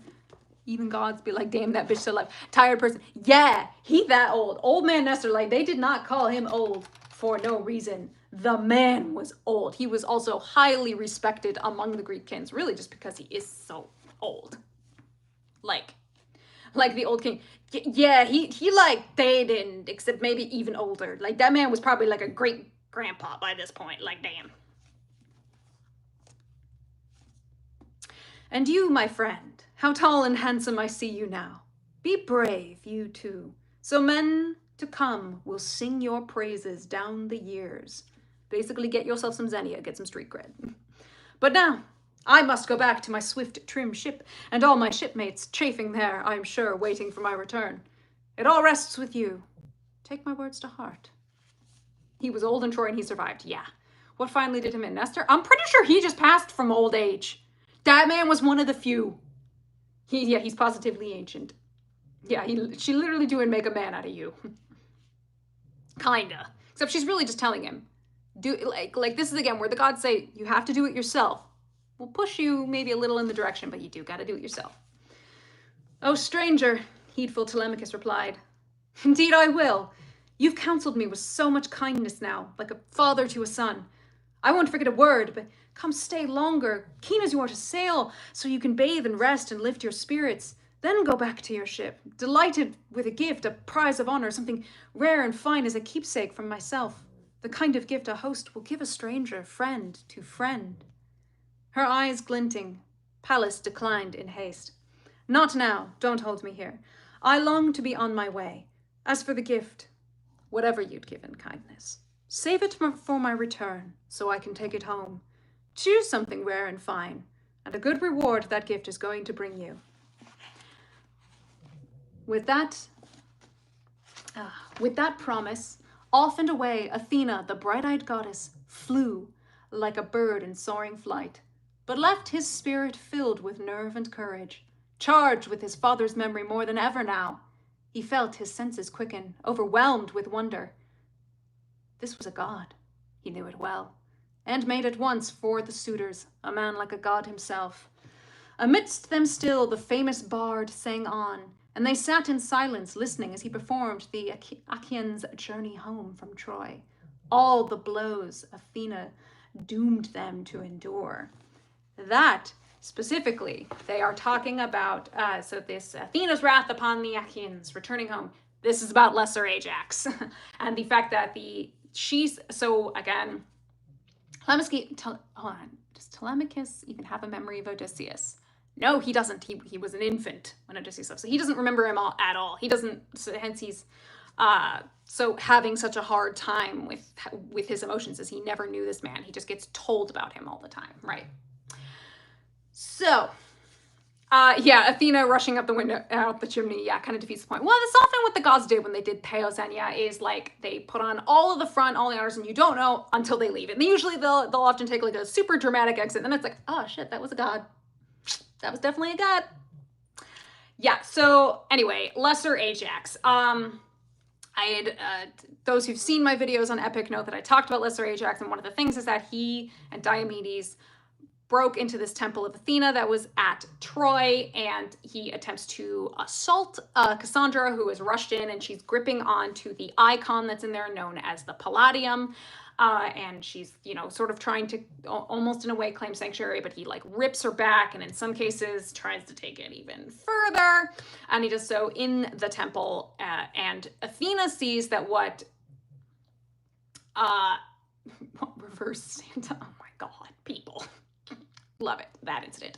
Now, Athena sees that the Achaeans, the Greeks, did not punish him quite severely enough. She says, you did not give him a proper punishment, and that's why she teams up with Poseidon to, we summon terrible winds, which does make it hard for a lot of them to get out to start sailing home from Troy. So she does kind of put a first block up, mostly towards specific ones, which is towards Lesser Ajax and Diomedes as well. Diomedes is there, he's involved with this. It's said it in some myths, he takes the Palladium and it causes him so many problems. He eventually has to deal with that. Now, part of the reason of why they broke in there, in some versions you will hear they heard they were not going to be able to properly, fully complete the sack of Troy if they did not take the Palladium, take the icon. So it's not so much them taking the Palladium, it's their treatment of Cassandra in the temple, and as well the fact that Athena says you didn't punish them enough for that behavior. So Athena teams up with Poseidon, and Poseidon is the one who ultimately kills Lesser Ajax, violently on the sea. Big death. Yeah, it's bad when rival gods team up to torment one guy.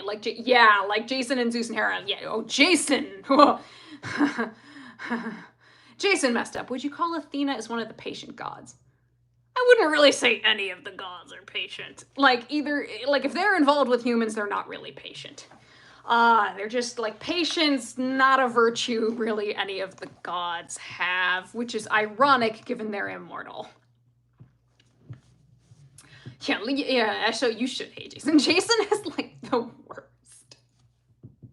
Jason, as much as I like to rag on Theseus because he's a dumbass, but no, Jason is the worst. Diomedes should have known better. Yeah, Diomedes is also just known to be extremely aggressive. So it's almost like you look at Diomedes dude, you did something stupid again. Get a hold of yourself. His father was even nuts. Diomedes' dad was also equally crazy. Very hyper aggressive. Athena like, oh, I didn't step in because I knew you'd get home. Yeah, she never has doubt that she'll be able to, that Odysseus will be able to get home. And again, part of it is, you could say that she's like, yeah, Poseidon's big mad. And then it's like, okay, well, he's been stuck over there on Odyssey fire like long enough. Dad, can we send him home? How far have you seen an epic so far? I am on the last song of the Underworld Saga, so almost done with Act 1. Diomedes tries, yeah, Ashel, Diomedes tries to fight everybody. Diomedes is absolutely fight first, never ask questions. What happened to Diomedes? He dies pretty violently. Kind of depends. Some even have him making it all the way over to essentially Italy as like an early, well, colonist in a way. But yeah, he dies. Yeah, Diomedes shows violence, always. Always chooses violence. Technically one of Athena's favorites. Yeah, she likes her a good warrior. Again, let's remember Athena is the goddess of wisdom, but also of war. Should have had some nice garlic breads. Man, you can only hope. Diomedes stabbed Ares. He did. He also got a flesh wound off on Athena, but not Athena, sorry, Aphrodite, because Aphrodite jumps down and tries to rescue her son Aeneas from the battlefield. Aeneas being a hero for Troy. So yes, and that's part of where then Zeus really puts his foot down and says, no more gods interfering in the war at Troy. And this is stuff that happens in the Iliad. Which when we finish the Odyssey, maybe we'll do the Iliad, because that is also equally fun and hella dramatic. Again, Greeks are all about the drama with a capital D. So sickly assault, not the attempted theft.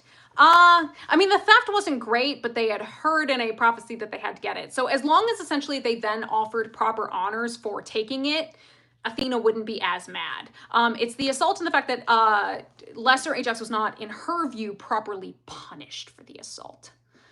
Diomedes is cunning brutality. Odysseus is brutal cunning. That's not bad. Is that why Odysseus tried to stand? Oh, do you mean stab?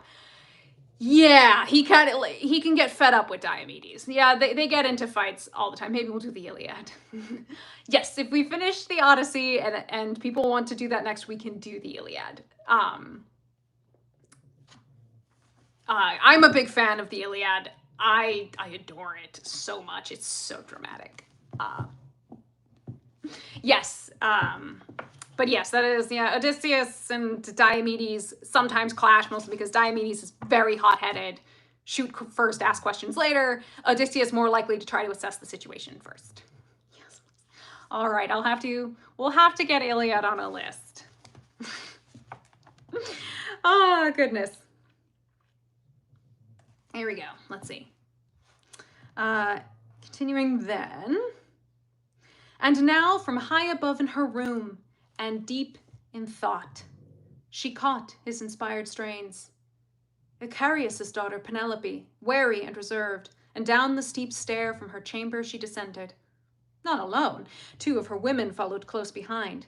That radiant woman, once she reached her suitors, drawing her glistening veil across her cheek, paused now where a column propped the sturdy roof, with one of her loyal handmaidens stationed either side.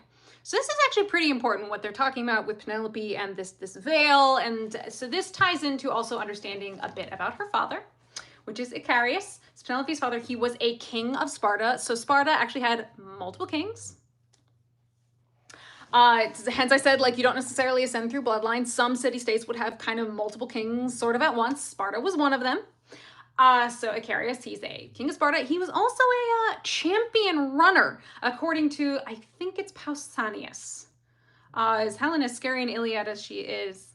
Yeah, Helen's not really scary. At least I never saw her scary. Read to us, oh mad, of the common well-adjusted coping mechanisms of a Oh, Kim, you win for that one. That's hilarious.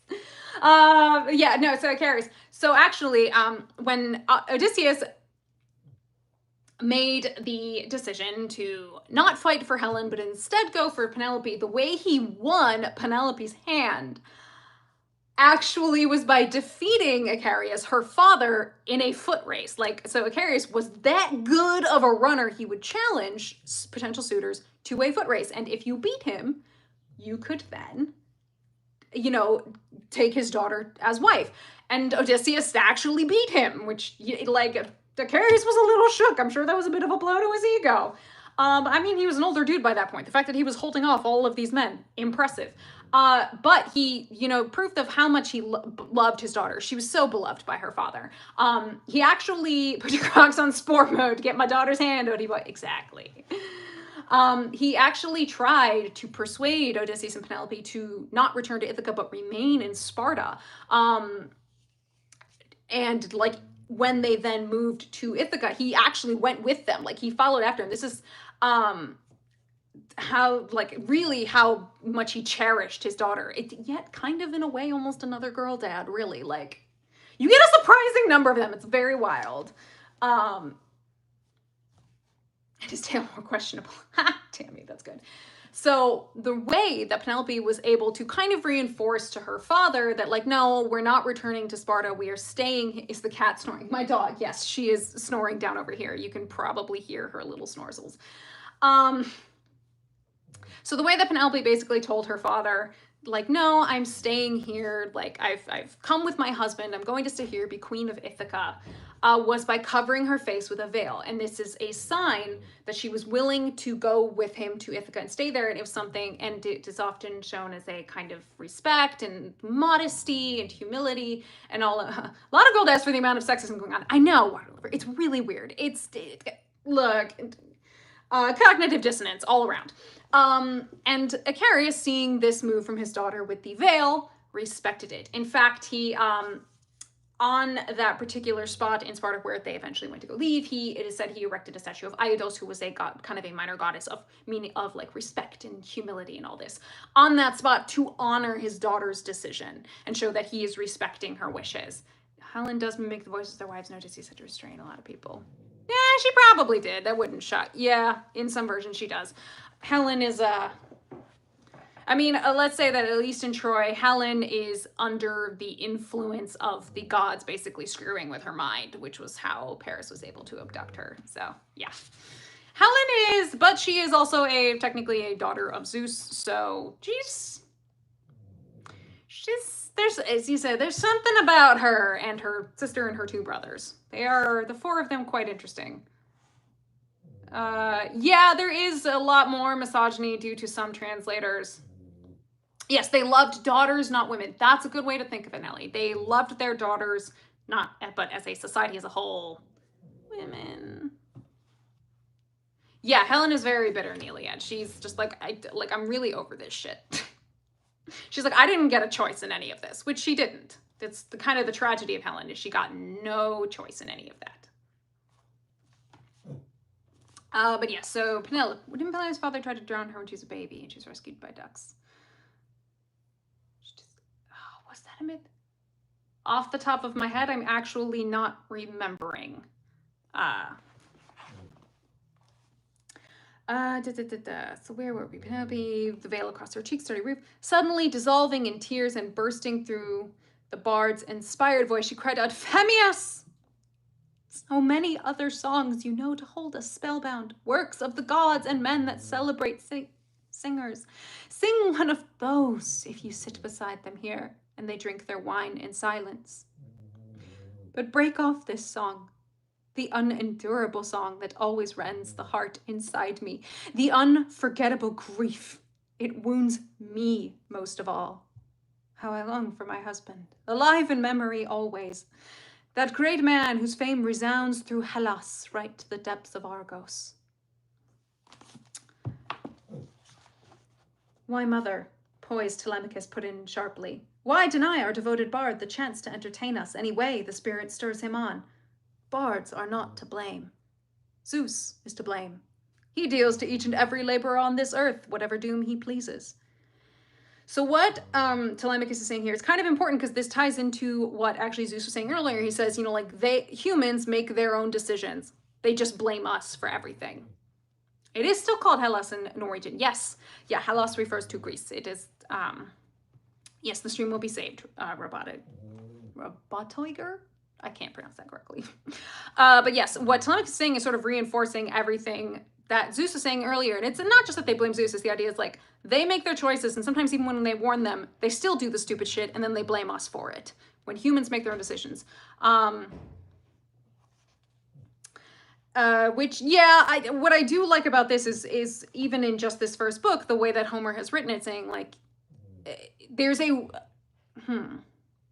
you could just blame the gods for stuff. You could, even when it's you could to a degree, but it's like you're also worshiping them. So it's like calling out, I'm blaming you, but I'm also going to give you a sacrifice because I don't mean it.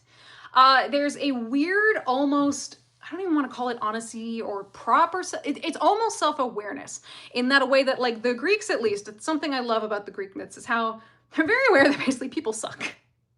And people can be hypocritical and people are a mess and there's so much stuff. And at least in terms of the ancient writings, the Romans were not quite as good about this at times. So I look, there's a reason I say Aeneas is the most right to the depths of Argos. Just like different parts of the Greek peninsula, basically. Different areas of it. The Greeks were always just like, God, people suck. People are the worst. They're always the cause of their own destruction most of the time. Mom, you're embarrassing me. Let me listen to my emos. Mom, you don't understand. This is my music. She later might have been revered in that way. It wouldn't shock me if Helen was later revered as a kind of goddess type figure in Sparta. Nothing unusual. Zeus is to blame. He deals to each and every laborer on this earth whatever doom he pleases. Why fault the bard if he sings the Argives' harsh fate? It's always the latest songs, the one that echoes last in the listener's ears, that people praise the most. Courage, mother. Harden your heart and listen. Odysseus was scarcely the only one you know whose journey home was blotted out at Troy. Others, so many others, died there too. That's the big thing with Achilles in the Iliad, is he knows he has forsaken Anostos to achieve greater Kleos in Troy. Like, he knows he will die at Troy. And he struggles a bit with that, but has kind of come to accept that as his fate. So, mother, go back to your quarters, tend to your own tasks and the distaff and the loom, and keep the women working hard as well. As for giving orders, men will see to that, but I most of all. I hold the reins of power in this house. Time to step up and be a man, Telemachus.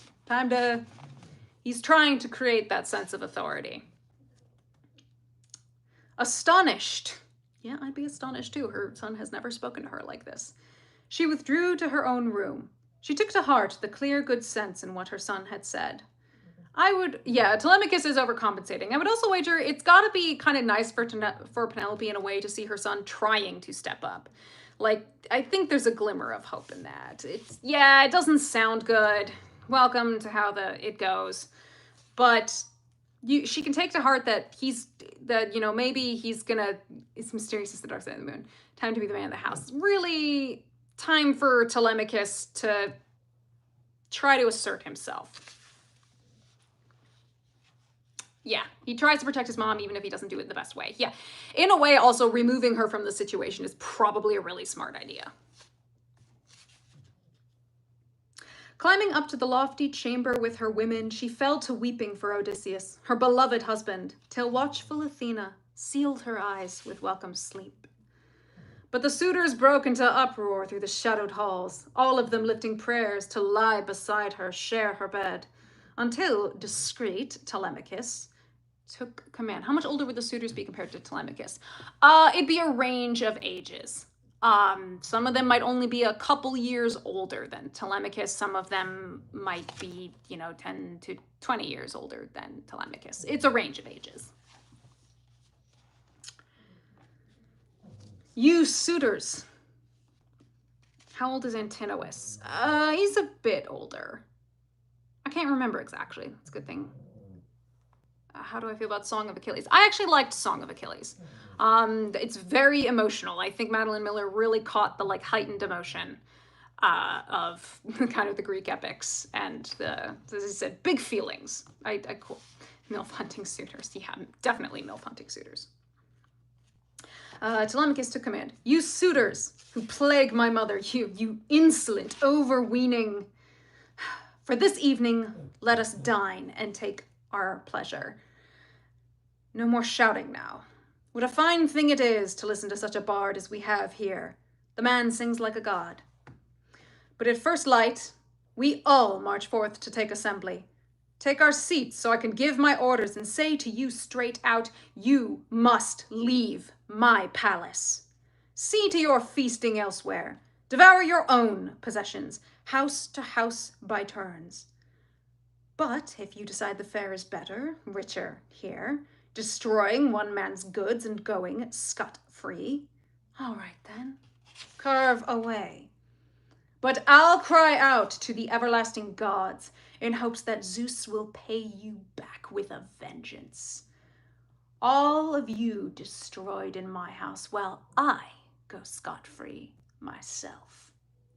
Yeah, he's warning them. Zenia violation, like, you are putting your life in your own hands if you choose to stay. Like, I'm calling in the contract of Zenia. It's essentially what Telemachus is warning them. So Telemachus declared, yeah, he's pretty bold. That is very bold. And they all bit their lips, amazed the prince could speak with so much daring. Yes, Telemachus is saying they disturb Zenia. He's basically saying, this is your final night. After this, I am fully saying you are in violation and I'm done. The contract is broken if you stay after this, and that would mean whatever happens to them in that house, oh no, it's nobody's fault. Oh dear, what a tragedy if they die dramatically. He did just converse with the god. Yeah, he's getting some of that divine inspiration. That is part of what she's giving him in that conversation, is she's helping him build courage. Like, oh my god, he finally said it. Oh no. Exactly. Yeah, last call. Absolutely last call. They're amazed the prince could speak with so much daring. Eupethe's son, Antinous. Oh, Antinous broke their silence. Whoa, Telemachus. Only the gods could teach you to sound so high and mighty. Such brave talk. I pray that Zeus will never make you king of Ithaca, though your father's crown is no doubt yours by birth. But cool-headed Telemachus countered firmly. Antinous, even though my words may offend you, I'd be happy to take the crown if Zeus presents it. You think that nothing worse could befall a man? It's really not so bad to be a king. All at once your palace grows in wealth, your honors grow as well. But there are hosts of other Achaean princes. Look, young and old, crowds of them on our island here, and any one of the lot might hold the throne now great Odysseus is dead. But I'll be lord of my own house and servants, all that King Odysseus won for me by force. Like, bitch, you say what about my dad? You said what about my dad? But it's also reinforcing again that, yes, he can inherit Odysseus' throne, but Antinous is like, I'm in a better position to be king of Ithaca. Like, who's this pipsqueak? Yeah, drag him, Telemachus, basically saying, like, my daddy set this up, I will, like, don't even. Wait till my father hears about this. Oh, Antinous. And now Eurymachus, Polybus' son, stepped in. Surely this must lie in the gods' lap, Telemachus, which Achaean will lord it over sea-girt Ithaca. Do hold on to your possessions, rule your house. God forbid that anyone tear your holdings from your hands while men still live in Ithaca. But about your guest, dear boy, I have some questions. Where does he come from? Where's his country, his birth, his father's old estates? Did he bring some news of your father, his return? Or did he come on business of his own? How he leapt to his feet and off he went. No waiting around for proper introductions. And no mean man by the looks of him, I'd say. Eurymachus, Telemachus answered shrewdly. Clearly my father's journey home is lost forever. I no longer trust in rumors from the blue, nor bother with any prophecy when my mother calls some oracle into the house to ask him questions. As for the stranger, though, the man's an old family friend from Tephos, wise Anchialus' son. He says his name is Mentes, lord of the Taphian men who love their oars. So he said, but deep in his mind, he knew the immortal goddess. Telemachus knew. Now the suitors turned away to dance and song, to the lovely beat and sway, waiting for dusk to come upon them there. And the dark night came upon them, lost in pleasure, finally to bed, each to his own house. Telemachus, off to his bedroom built in the fine courtyard, a commanding, lofty room set well apart, retired too, his spirit swarming with misgivings. His devoted nurse attended him, bearing a glowing torch, Euryclea, the daughter of Ops, Pisenor's son. Laertes had paid a price for the woman years ago, still in the bloom of youth. He traded 20 oxen, honored her on par with his own loyal wife at home, but, fearing the queen's anger, never shared her bed. She was his grandson's escort now and bore a torch, for she was the one of all the maids who loved the prince the most. She'd nursed him as a baby. Yes, Euryclea, she will come again later, when Odysseus eventually returns home. She's great. She knows these boys. They be boys that she knows too well. And she was his nursemaid, she's held in pretty good esteem in the house, obviously. He spread the doors of his snug, well-made room, sat down on the bed, and pulled his soft shirt off, tossed it into the old woman's conscientious hands, and after folding it neatly, patting it smooth, she hung it up on a peg beside his corded bed, then padded from the bedroom, drawing the door shut with the silver hook, sliding the door bolt home with its rawhide strap. There, all night long, wrapped in a sheep's warm fleece, he weighed in his mind the course Athena charted. And that is the end of book 1. So basically doing a whole lot of setup. Again, so the Odyssey begins in media res, in the middle of the story. We're gonna basically tell a story within a story. Continuous to Chandler. That is funny. Yes, it is that short. Some of the books are longer than the others, but that is just book 1. It is basically all our setup. Getting it out of the way. What is the story about? How are the gods involved? What are we going to be focusing on here? Yes, never underestimate the house staff.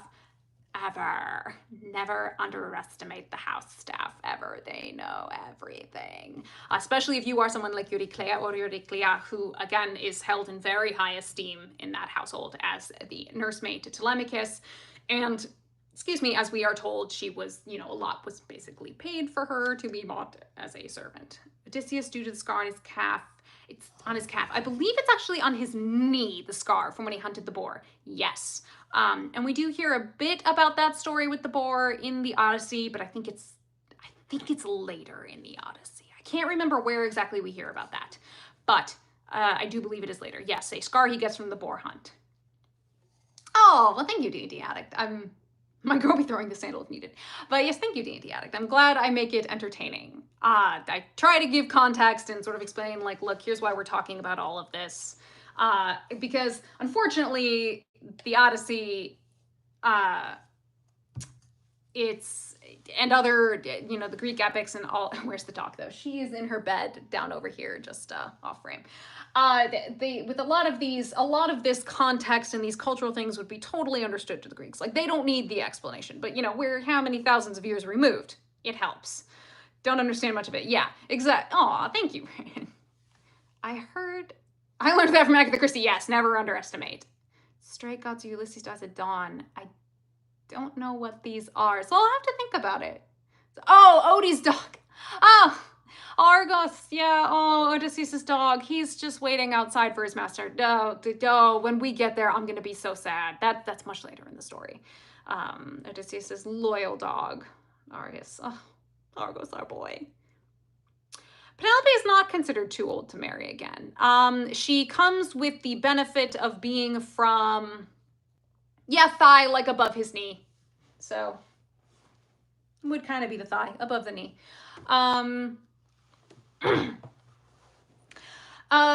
not considered too old to remarry, mainly because she comes from a father who is one of the kings of Sparta. She comes from a very good house, so they would at least get she'd be worth it because she'd probably come with a huge dowry. So she's not considered too old to remarry. Musical video game. Ah, yeah, admittedly, I don't really play that many video games because they tend to make me motion sick and they're not totally my thing. Lord Lucan. Oh! Woof, he's Lord Lucan. Yeah, in a way, I guess. Something about loyalty. Would you say that's true? In the case of Penelope, absolutely. It's one of her defining traits is how loyal she is. Myth-based musicals, stories, some sticks, faded, epic. But yeah, so that is book 1. What I'll do is, if I were to say, maybe, how long would we want to go between then tackling book 2? So this started at 1, it's almost 3. Wow, actually, that was not too bad. Saying about 2 hours. Really just depends on how much I have to talk about. Not too much in book 1 other than giving some background information. If we say, would we want to do this? No pressure. Thank you, Tammy. If we do it on another Saturday, we could say, how many weeks would we want to wait? I don't think I could do it next week. That might be too much. I mean, also anticipating that you guys would want to read the book, like read book 2 on your own as well. Would we want to do it every 2 weeks? Would that sound great? Or would we want more time in between? Mainly every other week. Yeah, that's what I'm thinking. Really, I want to give you, I mean, obviously I've read the Odyssey before, but give you time to at least, read the book and see if you've got any questions you want to come with beforehand. But I will happily take any questions. I sort of tried to look up and answered questions while I was reading, but now that I'm actually looking at the chat. Every 2 weeks. Okay. Every other Saturday would be great. Yeah. Yeah. I got you. Okay, so I'll put a reminder and put up a post and say that we will then meet in 2 weeks to tackle book 2. Thank you. I used to have to read aloud to my brothers. I got that from my dad whenever he would read aloud. Always loved doing voices. That was always fun. And look through the questions in the chat later. I will do my best. I'm gonna put this live up to be a video that can be watched later. I think you should be able potentially to maybe leave comments on that. So if you have any questions that come to you later, I will do my best